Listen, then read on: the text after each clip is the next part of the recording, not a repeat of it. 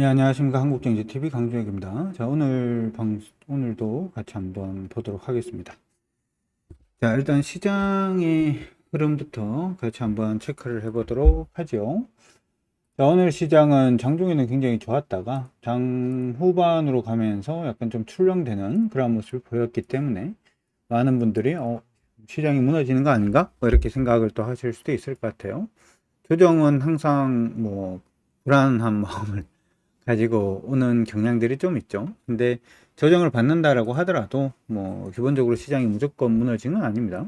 이전에도 이렇게 조정받고 다시 오르고 또 조정받고 다시 오르고 하는 모습이 일단 보였고, 오늘 또 조정을 받아주는 모습이니까 이 조정받고 난 다음에 이 조정이 어떤 식으로 소화해내는가가 시장에서는 더 중요하다라는 거 기억을 하시면서 봐주시면 좋을 것 같고요.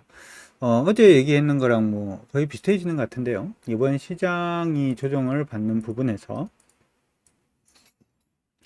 일단은 1038포인트가 깨지지 않으면 전혀 무리 없다 이렇게 생각을 하시고 보시면 좋을 것 같고, 1038포인트가 깨진다라고 하더라도 마지노선은 1033포인트 정도 잡고 보시면 될 것 같으니까 참고하십시오. 두 번째, 거래소 시장 한번 보도록 하겠습니다. 거래소도 오늘 막판에 조금 밀려주는 모습을 보였지만 제 눈에는 일단 나쁘지는 않아요.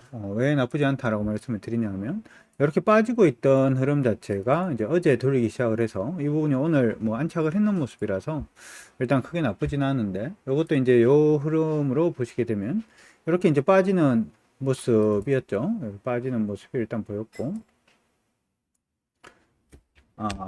요 그림이 잘못됐네요. 요 그림이 아니고, 자, 이렇게 밑으로 빠지는 모양이 하나가 있었고요. 그쵸? 그 다음에, 반등하고 난 다음에 여기서 멈췄는데, 이 돌파는 일단 했어요. 그쵸? 돌파를 하면서, 저점 수준 자체는 일단 높아져 있다. 이렇게 생각을 하시면 좋을 것 같습니다. 내일 부분에서 이제 중요한 지수권이라고 한번 생각을 해본다면, 여기 정도 되는 것 같은데요. 어떻게 됐든 간에 시장이 그냥 3298포인트 정도를 지켜내주면, 시장은 여전히 뭐 강세다. 올라갈 때 3316, 17포인트를 돌파 안착할 수 있는지 한번 체크를 해보자. 이렇게 그냥 생각을 하시면 될 것 같고, 만약 시장이 조금 더 조정이 깊어지면서 예를 들어서 이제 3289포인트가 깨지는 모습 보이면, 그때는 이제 시장이 조금 충격을 받고 갈 수도 있다. 근데 이게 충격을 받고 간다라고 하더라도 전체적인 시장 추세 자체가 지금 상방이라서 크게 의미는 없을 것 같습니다. 어쨌든 간에 전체 흐름 자체를 지키느냐 지키지 않느냐가 지금에서는 더 중요하니까 참고를 해 두시고 보시면 좋을 것 같아요. 자, 두 번째로 시장 안의 종목군들 흐름 같이 한번 살펴보도록 하겠습니다. 유가가 요즘 장난 아니게 오르고 있죠. 근데 풍력 관련된 종목군들은 조금 움직였어요. CS 윈드가 오늘 3.52% 정도 강세 움직임 보여주는 모습이 일단 나타났었는데, 이게 그 유가가 많이 오르면은 뭐 이렇게 생각을 할 수도 있습니다. 유가가 많이 오르기 때문에 신재생이 간다 이렇게 생각을 하실 수도 있을 것 같고요. 근데 저는 그렇게 생각 안 하시고 보셨으면 좋을 것 같아요. 이번에 오펙 회의에서 뭐 이게 좀 미뤄졌다 뭐라는 것 때문에 유가가 많이 올랐다라고 얘기를 하는데, 그건 잘 모르는 사람들이 하는 얘기고, 이제 그 오펙 회의에서는, 오펙 플러스 회의에서 이제 결론을 내려고 하는 건 뭐냐면은, 옛날처럼 감산에 대한 얘기를 하려고 하는 게 아니에요. 감산에 대한 얘기를 하려고 하는 게 아니고 이 증산에 대한 얘기를 하려고 하는 겁니다. 유가도 어느 정도 오르고 했으니까 이제 증산하자라는 식의 얘기가 지금 나오려고 하고 있는 거고, 여기서 증산을 안 한다라고 하더라도 여러분들 예전에 그런 얘기를 한번 했잖아요. 사우디가 이제 하루에 한 1000만 배럴 정도 생산을 합니다. 그러면서 전 세계에서 가장 이제 원유 생산량이 많은 국가 이렇게 보통 얘기를 했는데, 1000만 배럴이라는 숫자 자체를 미국이 넘어섰어요. 여러분들 세일 오일이라든지 하는 얘기 많이 들어보셨죠? 근데 이거 발굴할 때 세일 오일을 생산할 때 기본 단가 자체가 한 40불, 30불 정도 든다 이렇게 얘기를 해서, 얘네들은 유가가 많이 빠지게 되면은 공급이 감소하는, 누가 지원금을 주지 않고서는 보조금을 주지 않고서는 공급이 감소하는 그런 모습을 볼 수밖에 없는데, 요즘 유가 많이 오르고 있잖아요. 그러면 열심히 이제 세일을 또 퍼내야 되겠죠. 왜냐하면 보조금을 안 준다라고 하더라도 돈이 남으니까 기본적으로 공급량 자체가 증가할 수밖에 없어요. 공급량 자체가 증가할 수밖에 없기 때문에 유가는 계속해서 오른다라고 하기보다는 조금 안정세를 취할 가능성이 높고요. 그렇게 생각을 해보면 중동 국가들은 이번이 마지막 기회일 수도 있습니다. 오늘 얘기가 나온 게 우리나라가 EU에다가 탄소 조정세 부분을 조금 유예해달라, 우리나라는 뭐 그런 식의 얘기를 했다라고 하던데, 탄소가 만들어지는 모든 생산품은 이제 탄소세를 내야 되죠.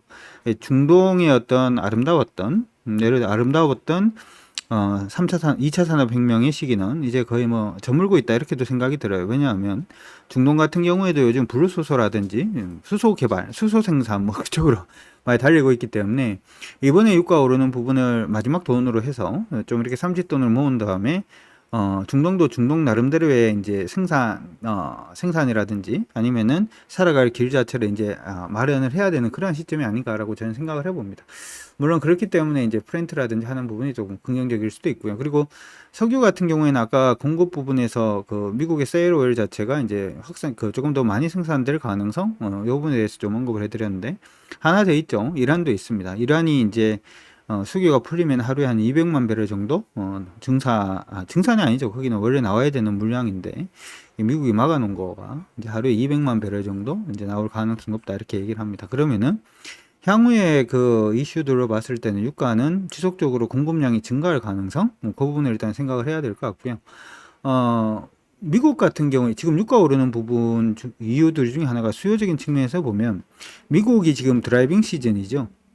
일반적으로 드라이빙 시즌이라고 얘기를 하면 6월부터 시작해서 한 10월 정도 생각을 할 수가 있는데, 이때 이제 이 드라이빙 시즌에 석유 사용량, 전체 석유 사용량에서 한 41% 이상 사용을 하는 걸로 제가 알고 있습니다. 그러니까 수요가 어차피 증가할 수밖에 없는 그런 시점이고, 뭐 코로나까지 같이 엮어서 본다면은 코로나 때문에 밖에 놀러 못 나가는데 이제 또 놀 수 있는 부분도 생기니까 유가 소비 자체가 좀 많이 증가하는 것 같아요. 석유 소비 자체가. 어쨌든 간에 유가는 계속해서 오르는 부분은 아니고요. 그리고 유가가 오른다라고 하더라도 유가가 올라서 신재생 에너지에 대해서 관심이 간다라고 하는 게 아니라, 신재생 에너지는 기본적으로 이거는 그냥 갈 수밖에 없는 길이다라는 거 기억을 해주시고 계속 관심을 가져두시면 좋을 것 같습니다.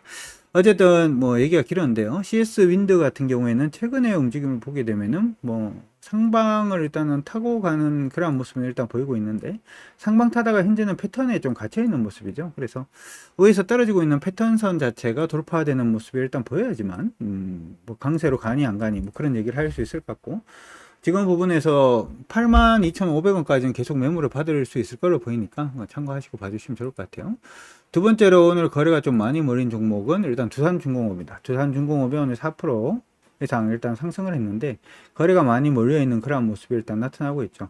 두산중공업 같은 경우에는 뭐 역시 뭐 풍력 관련된 종목으로도 볼 수 있고 원자력 관련된 종목으로도 볼 수 있고, 어쨌든 에너지 관련된 종목으로 봐줄 수 있는 거죠. 이전에 일단은 오를 때 27,250원 돌파하는 게 굉장히 중요하다, 이렇게 얘기했는데 돌파 못하고 조금 밀리는 모습은 일단 있었습니다. 그렇죠? 이번 상승에서도 역시 마찬가지 고가격권 돌파할 수 있는지에 대한 여부 체크하시면서 봐주시면 좋을 것 같습니다. 참고는 해 두시기 바랍니다. 그 삼성 SDI 오늘도 뭐 치고 올라가고 있는데요. 삼성 SDI는 일단 이전 고점까지는 일단 노려보죠. 뭐 이전 고점까지 한번 노려보고요. 삼성 SDI가 사실은 투자가 굉장히 약한 회사다, 이런 얘기가 굉장히 많았는데 미국 쪽에 이제 2차전지 투자를 한다라는 얘기가 나오면서 시장 안에서 조금 관심을 모으고 있는 걸로 보입니다. 근데 제 눈에는 일단 박스로 보이거든요. 일단 81만 8천원 정도 저항이니까 그렇게 체크해 두시면 좋을 것 같습니다. SKI 테크놀로지 오늘 강세. 저번에 뭐 이건 한번 해봐도 된다, 이렇게 얘기를 했으니까 참고해 두시면 좋을 것 같고요. 바켓도 오늘은 조금 올라오고는 있어요. 바켓도 사실은 실적이 좋아질 수밖에 없는 기업들 중에 하나, 뭐 이렇게는 일단 봐줄 수는 있을 것 같은데 뭐 그렇게 땡기지는 않네요. 바켓 사실은.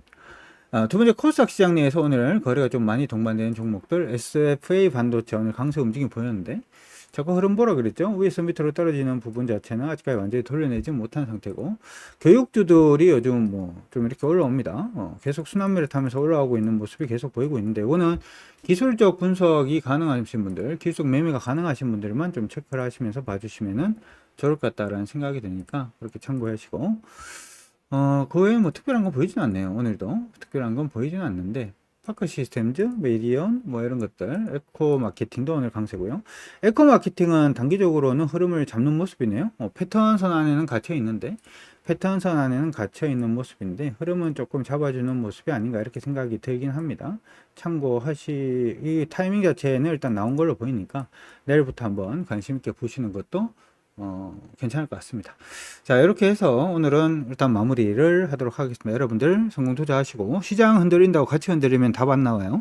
시장이 흔들릴 때는 차라리 한 발 뒤에 서서 객관적으로 시장의 흐름을 체크하는 것이 바로 수익을 극대화하는 길이 아닌가, 이런 생각을 말씀을 드리면서 오늘 방송은 여기서 마무리하도록 하겠습니다. 수고하셨습니다.